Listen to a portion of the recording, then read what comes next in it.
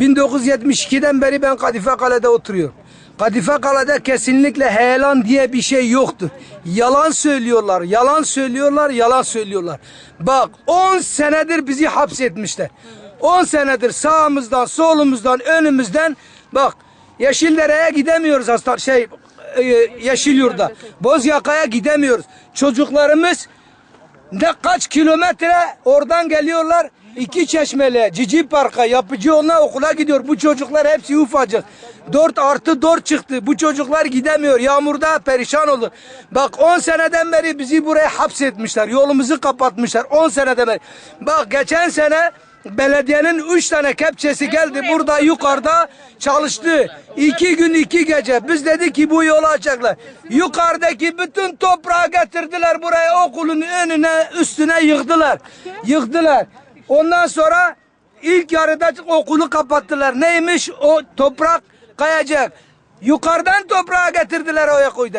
Bu suyu buradan bulmayınca bu suyu buldular. Maksat bizi buradan hapsetmek. Geçenlerde buraya geldiler. 3-5 kelime konuştuk.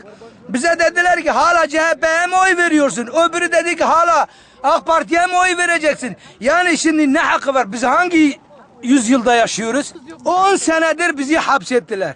Neden denizin altından yol yapıyorlar? Neden Yeşildere'den, yer altından konağa köprü, tünel yapıyorlar? Nasıl bu yolu yapamıyorlar?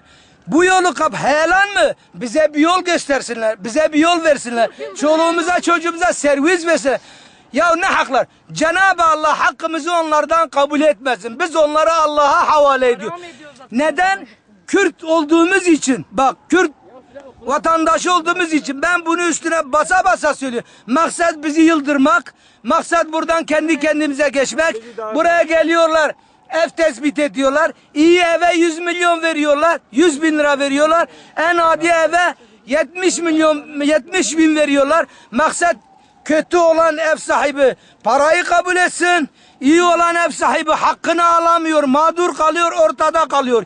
2 ay sonra gelip o evi kendi sağını solunu yıkıyor, o ortada kalıyor. Ortada kalınca gelip evini, suyunu kesiyor, elektriğini kesiyor, bizi mağdur ediyor. Ne hakları var? Hangi yüzyılda? Ben bütün başbakana sesleniyorum, CHP'ye sesleniyorum, milletvekillerine sesleniyorum. Eğer biz bunu hak ediyorsak, biz hak etmişiz. Yani onları Cenab-ı Allah'a havale ediyorum. Yarın toprağın altında Allahu Teala bu hakkı hepimizden soracaktır. Şimdi bak bu yaptıkları yolun taşın parasını bile bizden aldılar. Sizden aldılar. Evet, hepsini bizden söke söke aldılar. Artı yine de yol bozuk. Yine de araba ne iniyor ne çıkabiliyor. İstinad duvar yaptı, okulda gidiyor. Evet. Sonra bizi hapse çevirmiş. Yani bu çocuklar nasıl okula gidecek?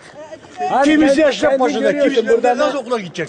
Evet, şu anda tel örgülerle çevrilmiş zaten. Cezaevi, cezaevi, açık cezaevi ya. Cezaeviden farkı yok bunun. Bu cezaeviden bir farkı yoktu. Görüyorsun, tellere bakıyorsun, şeylere bakıyorsun. Utanmadan çıkıp televizyona bir beyanat veriyor. Ben şu kadar para yatırdım kaleye, şu kadar masraf etti. Ne yapmış? Çocuklarımıza yazar, herhangi birimize bir şey olursa Aziz Kocaoğlu belediye bundan suçludur. Sonra bize gelip de biz tel ördük, heyelan bölgesidir diye bize hikaye Mecbur geçeceğiz. Nereden geçeceğiz? Çocuklar geçiyorlar burada, okula gidiyor. Kadınlar her gün ana sağlığa gidiyor çocuklarına.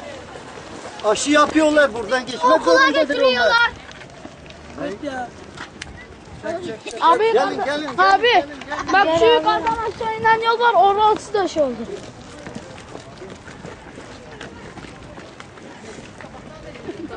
Solunum yetmezliği var. Oğlunuz Evet. engelli mi? Evet, engelli. Ben onu her sabah 6.30'da kalkıyorum, 7:20 geçe derse giriyorum. Evet, hepimiz şahit. Her gün onu ben sırtımda taşıyorum. Oğlum yürüyemiyor, yoruluyor. Mecbur muyum ben her gün bu yolu gitmeye? Değilim. Okul benim dibimdeyken ben niye bir saatte o yolu yürüyeyim? Niye oğlumu yoruluyum? Ha? Ne bir servisimiz var, ne bir yolumuz var. Bu ne ya?